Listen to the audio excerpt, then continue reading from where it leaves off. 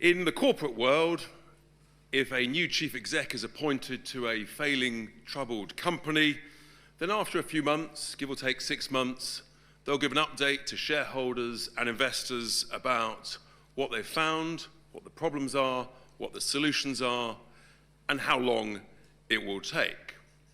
The other analogy I'll give you is the footballing analogy. And essentially, we are 12 minutes into a 90-minute match.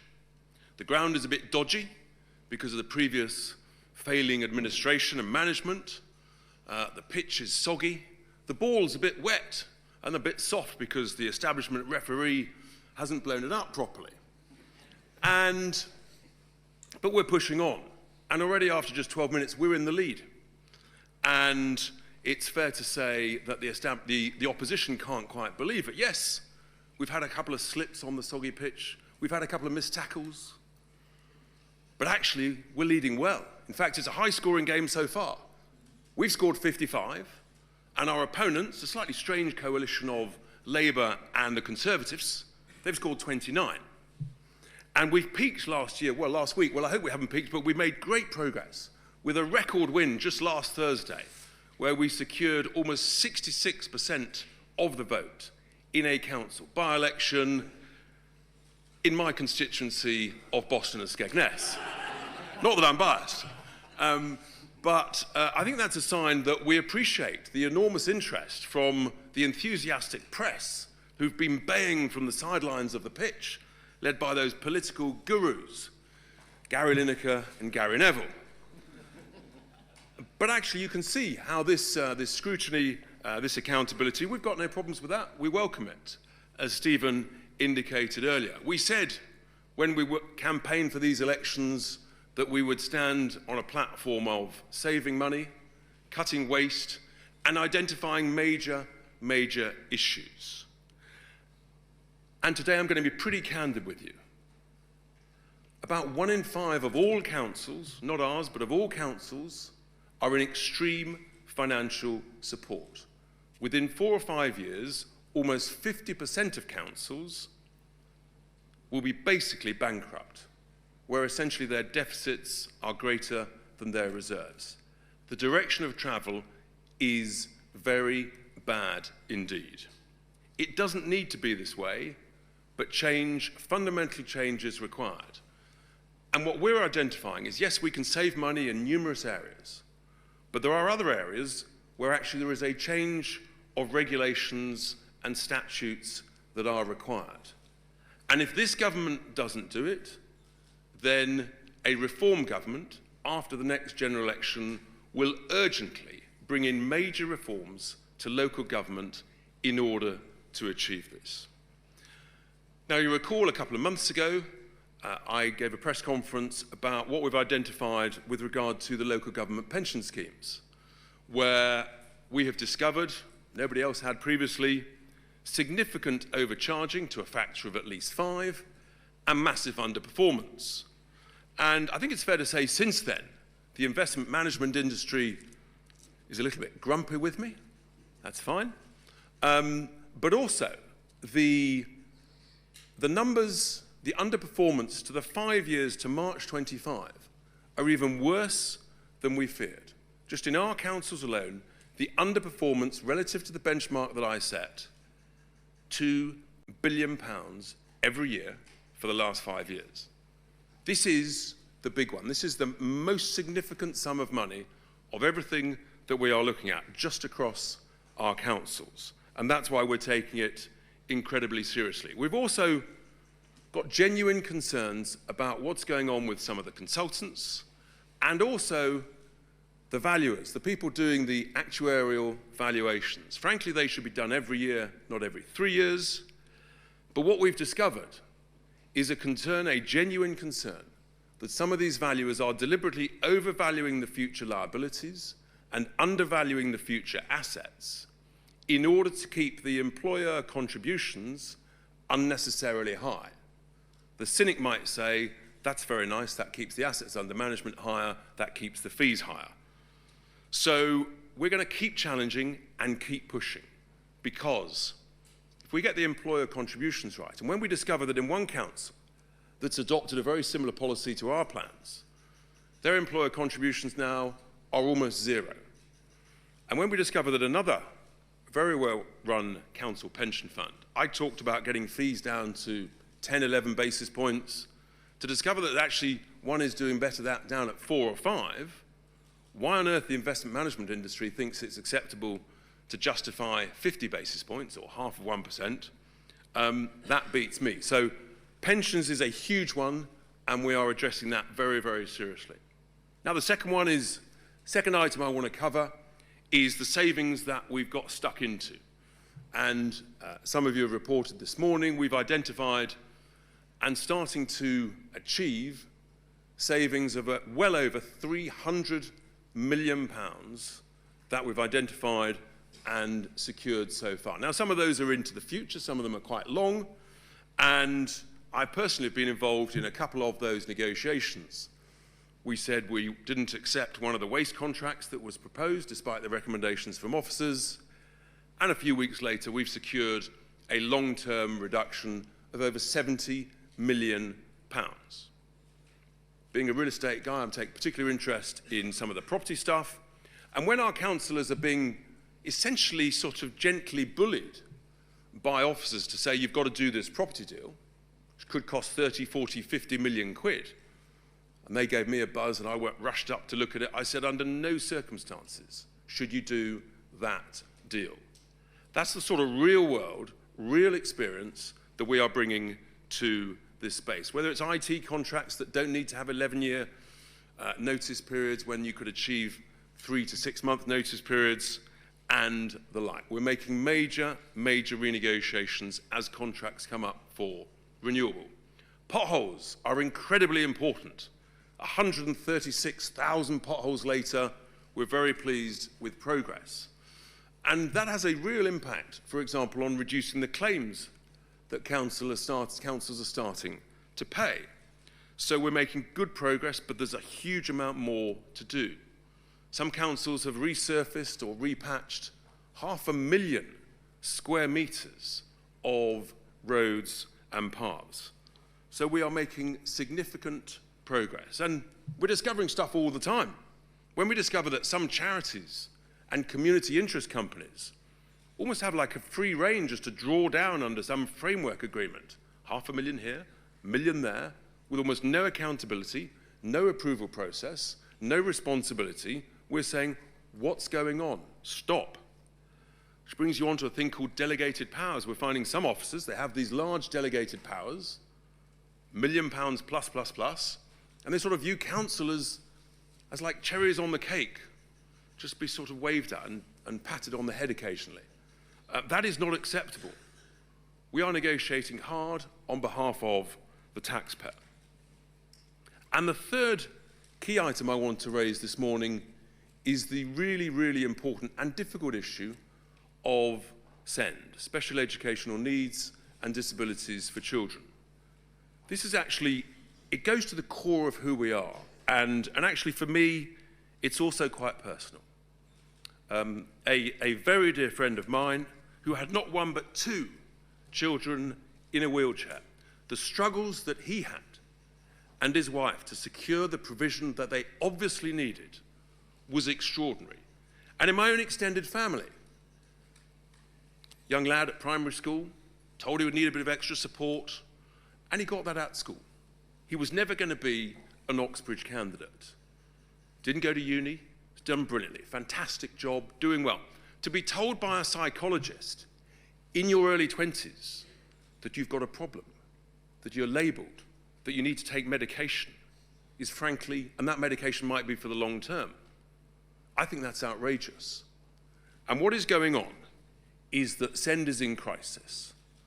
And I've been specifically asked by council officers, directors of services, to tell it as it is. We all want the very best provision for the most deserving. I reiterate that absolutely. But there is a crisis of overdiagnosis of children with neurodiverse issues. And you can come up with all sorts of new labels. But when you hear that EHCPs, Educational Health and Care Plans, are 3 times the level they were 8 to 10 years ago, and that they're increasing in many councils now by between 8 to 10% a year. You say, hang on, our beloved children, they are not 10% more in need every single year. Basic common sense tells you that. So you say, what is going on? What is going on here with this overdiagnosis? And there's a whole bunch of factors. But the state and all of us, we're all suffering. In a sense, we're being sort of, in inverted commas, we've been given a bad deal. But the people who suffer the most are the children. Since the Children and Families Act 2014, well-intentioned, we've no doubt, outcomes have got worse, in particular for the most needy. Think about that. 10 billion a year and counting and rising, and your outcomes are getting worse. And you get a situation where, in a sense, you've got taxi firms making off like bandits. I discovered a taxi firm, not in one of our councils, with a 4.2 million contract and only 10 drivers, apparently. Nice work if you can get it. Or they're not telling the truth. When you've got educational therapists and psychologists, they're doing so much reviews and assessments and reports, they actually haven't got time to do the intervention and the thought and the support and the therapy. That's coming from the Association of Directors of Children's Services. You know, this is seriously going wrong. And the government has announced a supposed white paper, but it has been delayed and the can has been kicked down the road. And one of the key issues here is these EHCPs. Middle-class parents are playing the game. In order to save the VAT on independent school fees, if you get an EHCP, you don't pay the VAT. So they're employing solicitors in order to file their claims. You've got other parents. If you get an EHCP, you qualify for PIP, which qualifies you for a mobility vehicle. 3 years free insurance, servicing and recovery. That sits on the drive whilst you demand a taxi to pick your child up and take it to school. This is insane, and we have to call it out. No doubt there'll be a torrent of abuse pouring in, that's fine. Compared to net zero and Brexit, it is nothing. But we just have to be honest with people about what's going on here. It's just not fair. And it's not fair for the children most in need, who are not getting the provision they require in the speed they require it. And when I talk to the experts and teachers, they tell me children don't need an EHCP report every single year that might cost between £2,000 and £4,000 each one. You do the maths on 9,000 EHCPs in one council, it's 25 to 30 million quid. It only needs to be done once every key stage. This is serious money, and it's not going in the right place, and the outcomes are getting worse. And we can change this, the government can change this, and it's absolutely vital that they do. And in a sense, they have our support. And by me telling it as it is and making a constructive suggestion, what they should do, rather than be fearful of their own backbenchers, join a trial. Let's have a cross-party trial. You could take 1 or 2 councils that are led by each of the parties, and you could say for a year or 18 months, we're not going to do annual EHCP reviews. We're not going to allow taxis to take those children to school. Why? Because actually, children are better off being taken to school by their parents or with friends. Which does bring me on to the whole issue of the school transport, which needs a review. Most people will, I'm sure, remember that the School Transport Act was 1944. It's 80 years old. It's not unreasonable to have a review of it and to look again. And I think we should, and I think a cross-party consensus that this is a crisis that is completely out of control. And if we don't address it, folks, in 4 or 5 or 6 years' time, there'll be no potholes filled. There'll be no bins collected. All of the money will be going on send. And we all know that is totally unsustainable. So we're just being candid with people. Those are the three big things that I wanted to update people on today. The pensions, the sort of contract savings we're making, and send. And I think it's so important to be honest and candid about it. Changing send requires us changes to some of the legislation, and if this government doesn't do it, I promise you a reform government will. In terms of the future, well, there's some exciting opportunities. AI will help to improve customer service for council service users, taxpayers, and help with smarter processes. And I think everybody is looking forward to that, and we're talking to some very, very interesting specialists and experts who we want to put in competition with each other. That's why we'll use different people. Then the other area, which is exciting to me, is property portfolios. Billions and billions and billions of pounds of property is owned by these councils. Last Friday, I looked down a list of 1,000 properties in just one council. But I know that with better asset management, we can increase revenues, increase values, sell properties where suitable to pay off debt. So there's a huge amount of extra value to be achieved there. And then, of course, we all suffer from inflation, and I know the press are very focused on what our council tax rates will be next year. Well, obviously, no decisions have been made. People have got slightly ahead of themselves, seeing draft papers and the like. Plus or minus, I would expect that most of our councils will be, give or take, the rate of inflation. But we're not happy with, in a sense, at whatever the level is, we're constantly seeking savings, which is why we're so focused on these key issues. What we do know is that there's a long way to go. There's a lot to achieve, and we're absolutely resolute. We will make whatever changes are required in order to reform local government to give better value for our customers, council taxpayers and voters. So 12 minutes in, we're going to come back to you on the 18th minute of our 90-minute match in 3 months' time to update you on progress. So that's where we are, and as always, we're delighted to take questions from our friends on the touchline in the media, starting with the BBC. Nick Eardley is here. Nick. Thank you, Richard. Can I ask you a bit more about council tax? What are you saying to reform council leaders who are thinking of putting council tax up by considerably more than inflation? And what do you say to voters who think that your job is to bring council tax down?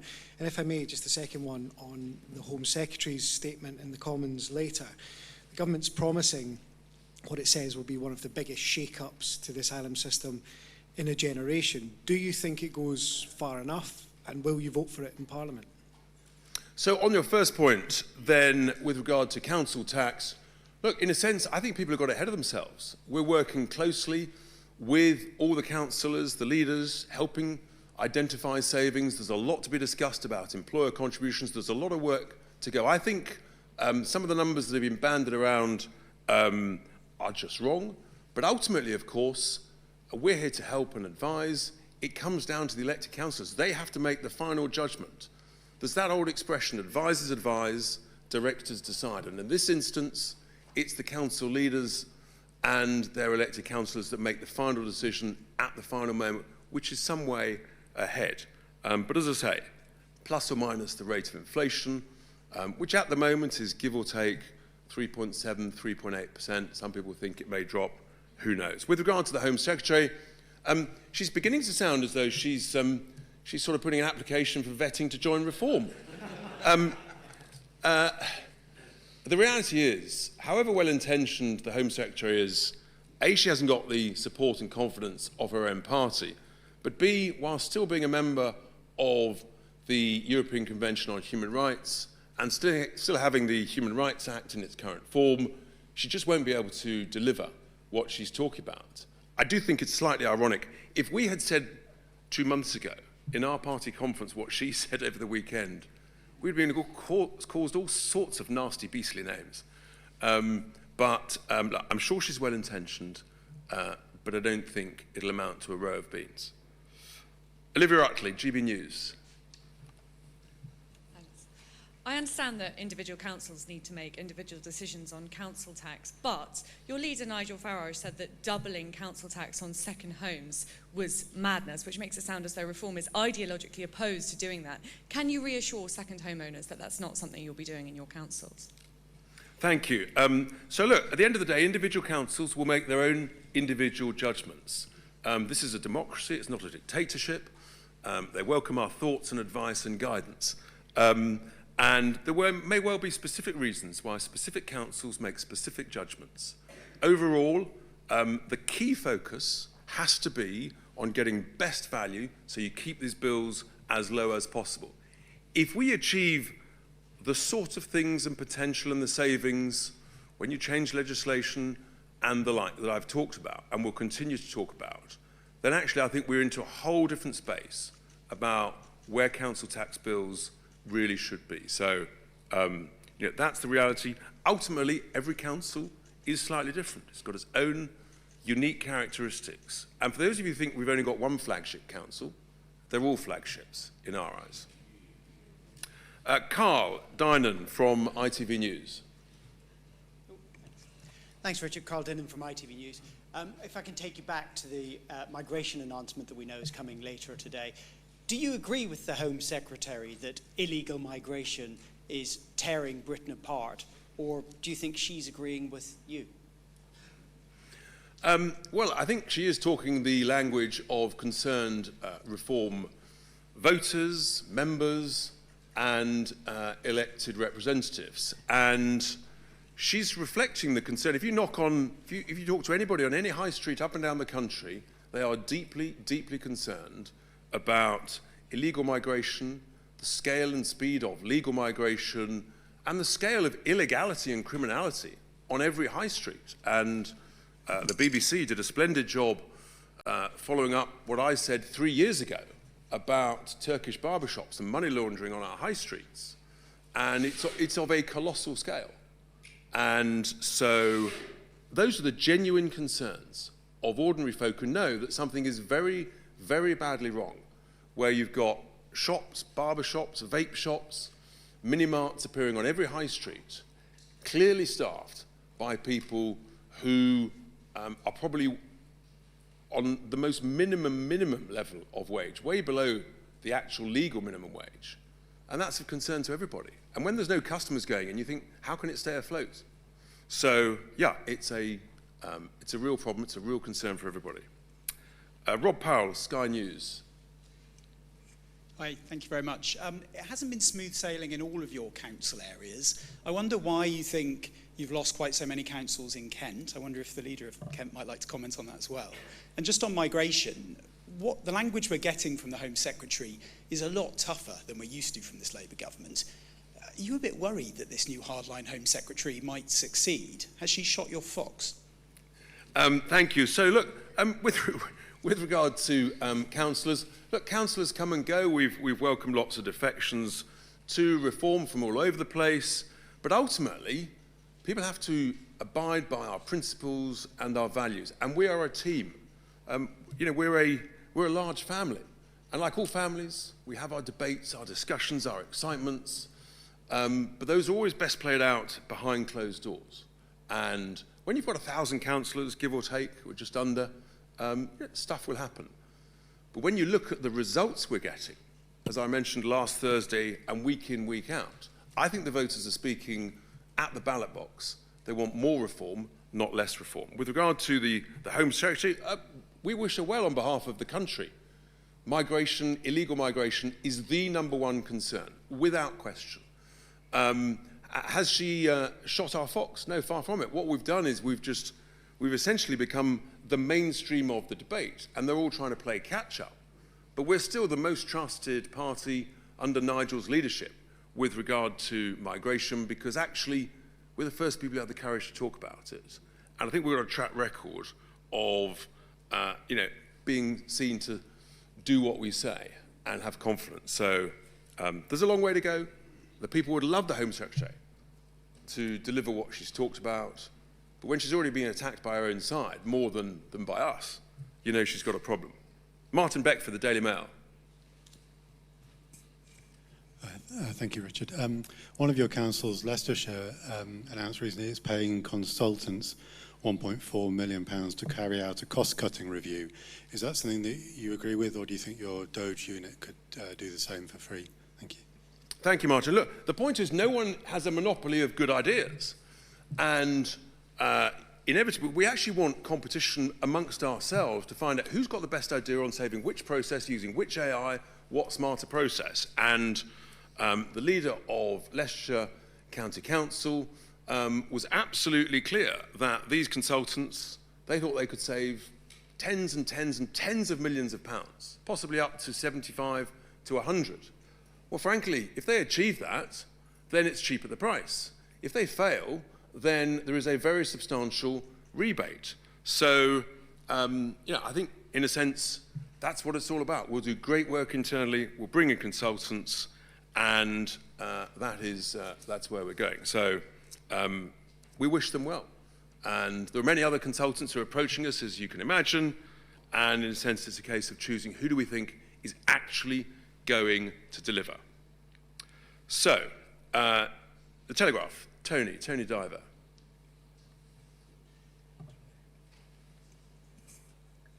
Thank you, Richard. Tony Dive from the Telegraph.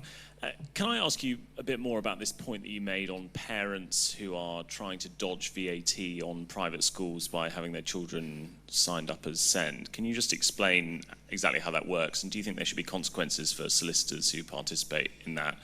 And can I just ask one more on the immigration, just really directly, will Reform UK vote for these proposals if they're tabled in the House? Will you give them your votes?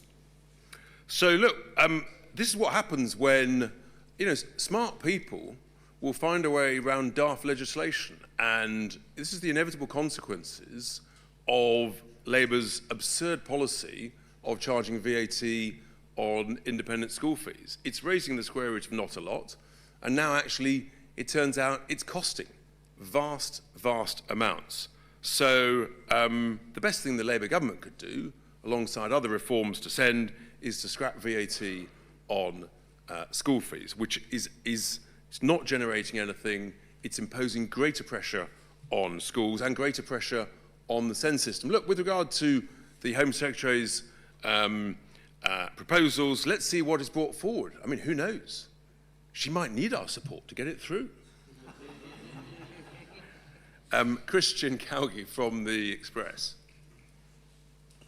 Hi, Richard. Very simply, does Reform agree with the latest announcement we heard this morning from the Home Secretary over plans to nick watches and jewellery and heirlooms from migrants who arrive illegally?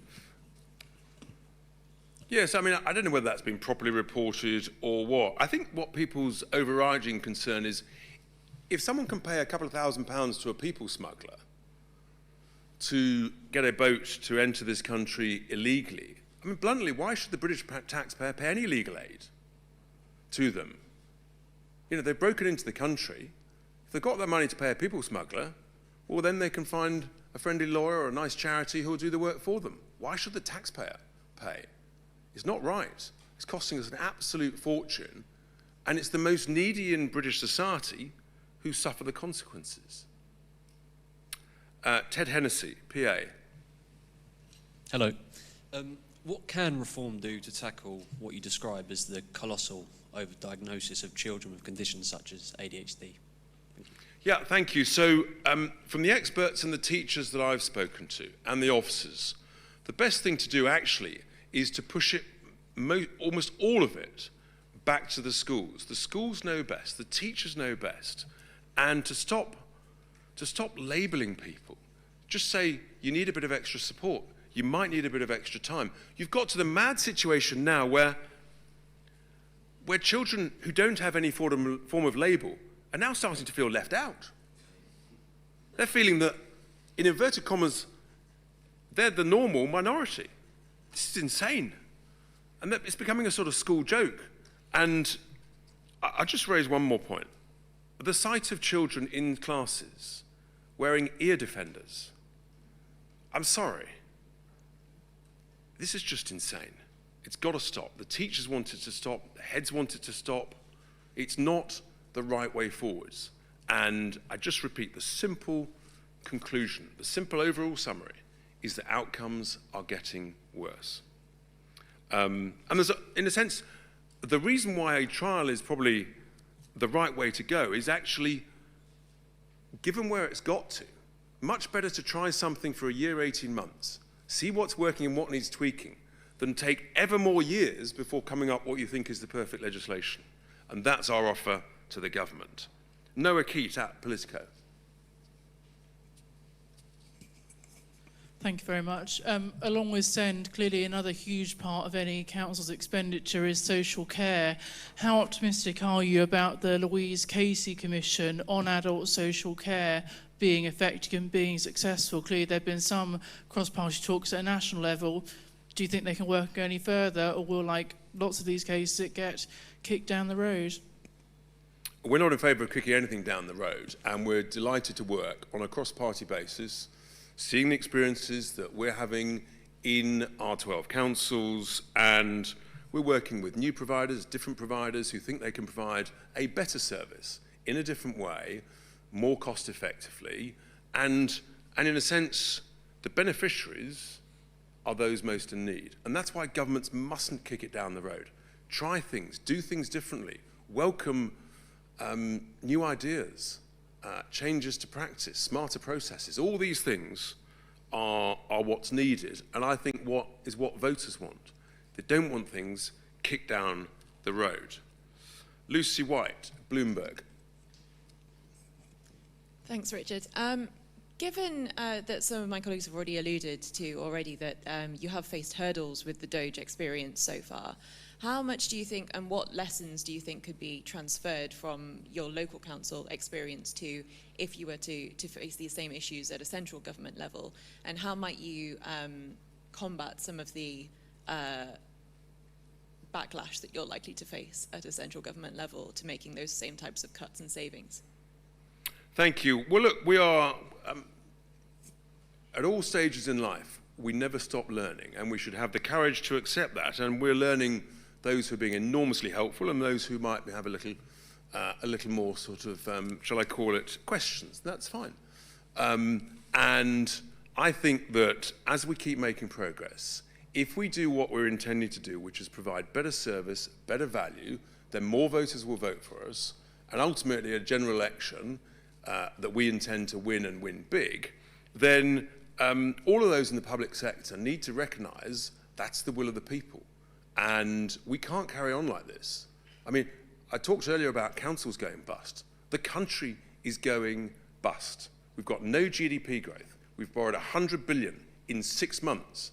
The bond market's pretty upset last Friday when they realised that the Chancellor has not a clue what she's doing and how to create growth and how to stop spending. So I would say to everybody in the public sector, actually reform is needed, change is needed, work with us, let's deliver that, let's use smarter processes, let's use the excitements of AI, and we can deliver better value and get this country and this economy growing again.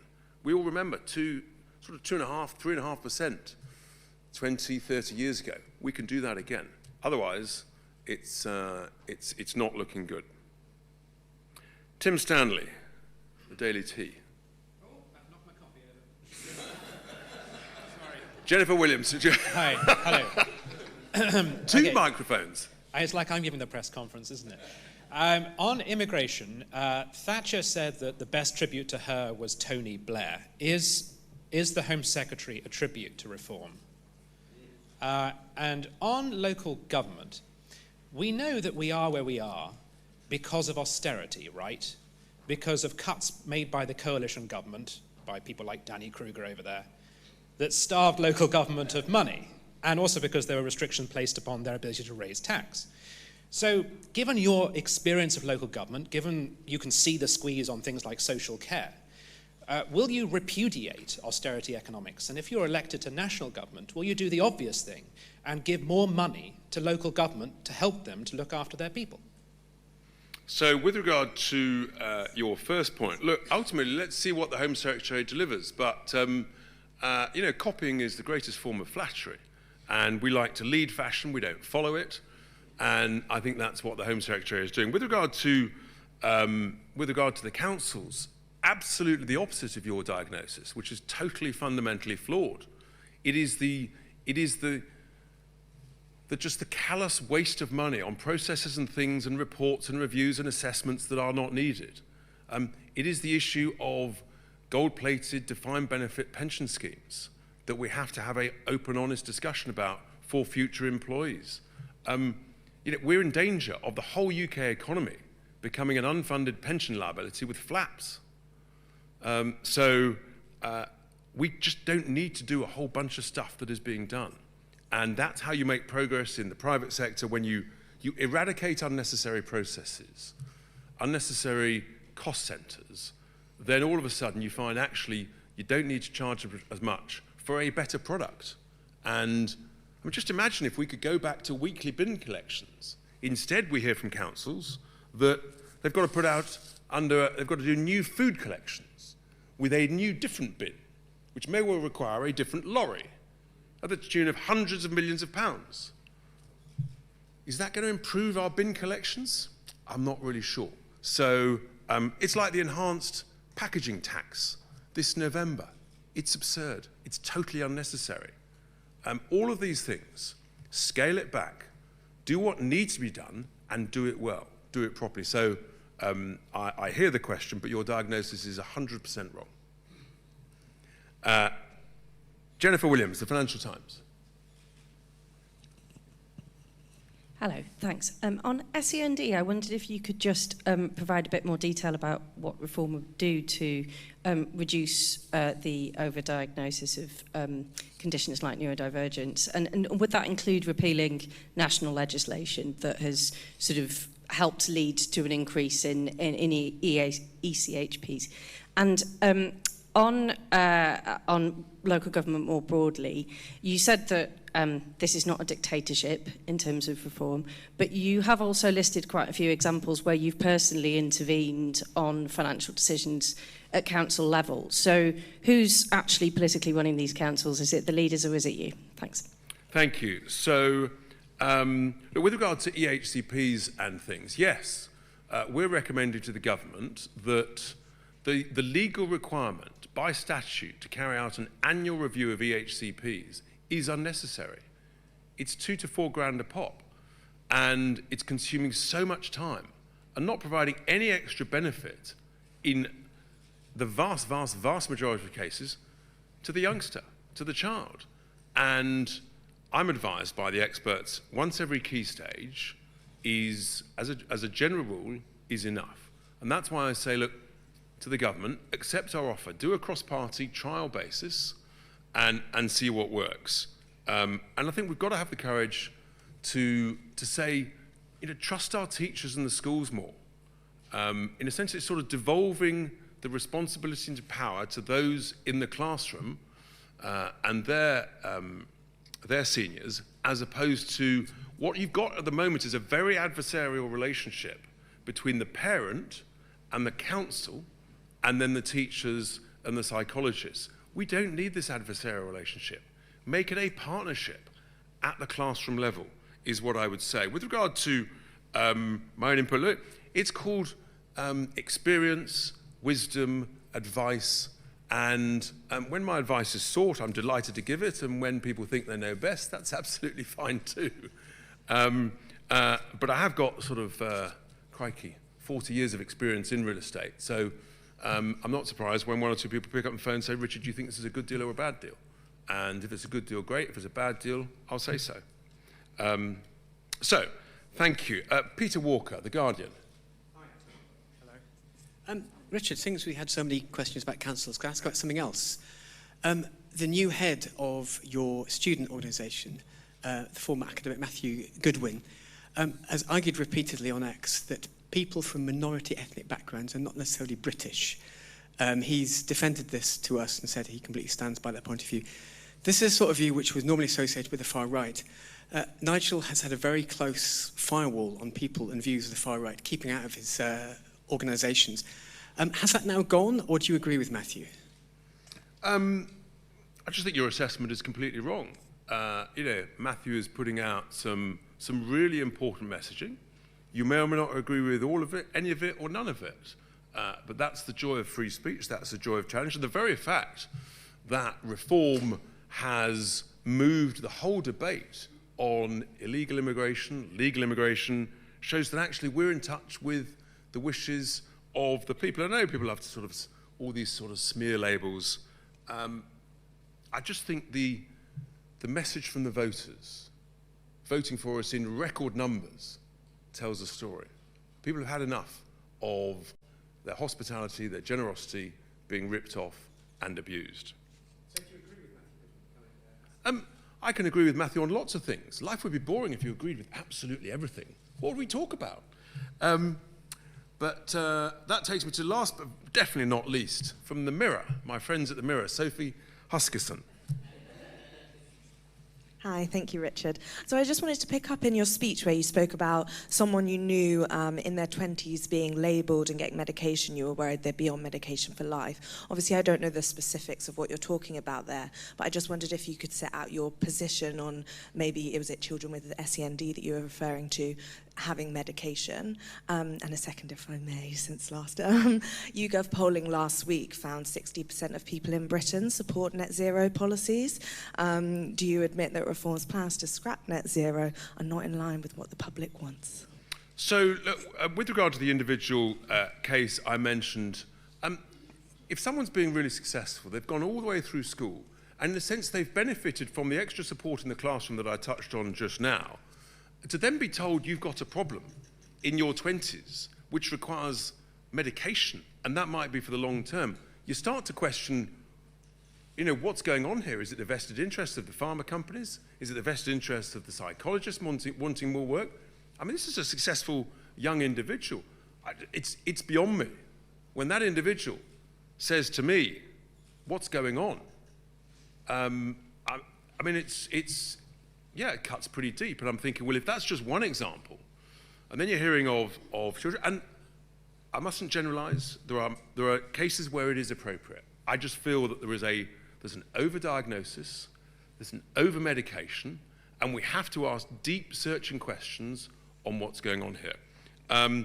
With regard to net stupid zero, well, again, we've moved the debate. 3 years ago, I was not allowed to talk about it at all.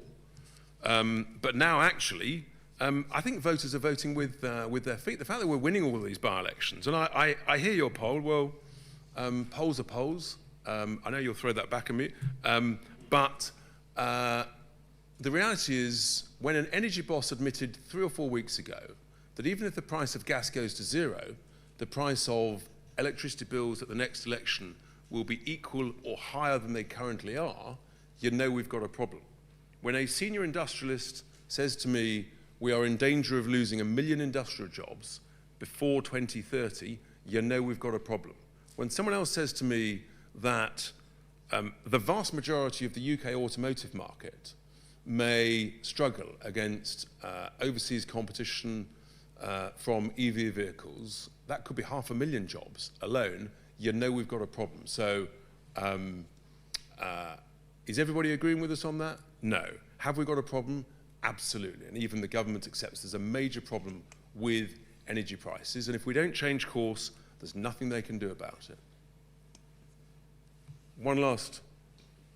Thank you, Mr. Tice, for taking my question. Benji High with LBC. You've been quoted recently as saying the whole point of Doge is about the philosophy of saving money. I'm just wondering how much of this is optics, press conferences and backdrops and such, versus hard graft. Have you actually carried out audit work on Reform's councils? Do you have a data sharing arrangement with Kent, for instance? And secondly, we've been speaking to one of the Kent councillors who was suspended in the wake of that leaked call.